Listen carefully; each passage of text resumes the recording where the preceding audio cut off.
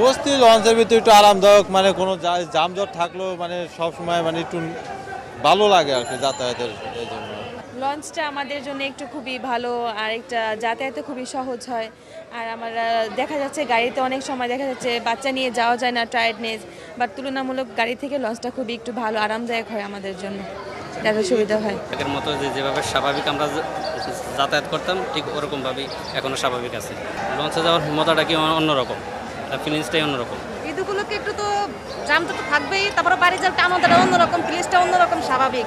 এত ভিড়ের মধ্যে বাড়ি যাওয়াটাই আমাদের আনন্দটা অন্যরকম, বাড়িতে সবার সাথে একসাথে ঈদ করতে পারবো, এটাই আনন্দ। যাত্রীর চাপ আশানুরূপ না। গত বছর যে যাত্রী ছিল সেই অনুযায়ী অনেক যাত্রী নাই বললেই চলে। কেবিন অ্যাভেলেবেল আছে, আগে যারা বুক করছে তারা নিচ্ছে, আর যারা নতুন আসতেছে তাদেরকে আমরা যেগুলো আছে ওগুলো থেকে বুক করে দিচ্ছি।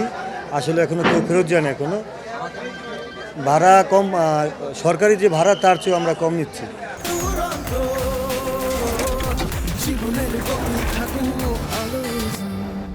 কেবিন অ্যাভেলেবেল টিকিট পাওয়া যাচ্ছে, ওই রকম সেই ধরনের কোনো চাপ নাই। কিছু কেবিন অগ্রিম যাত্রীরা এসে বুকিং করছে বা ফোনের মাধ্যমে বুকিং করছে, আর এখন কিছু খালি থাকে সেগুলো আমরা সরাসরি দিই বা যাত্রী আসি পাচ্ছে।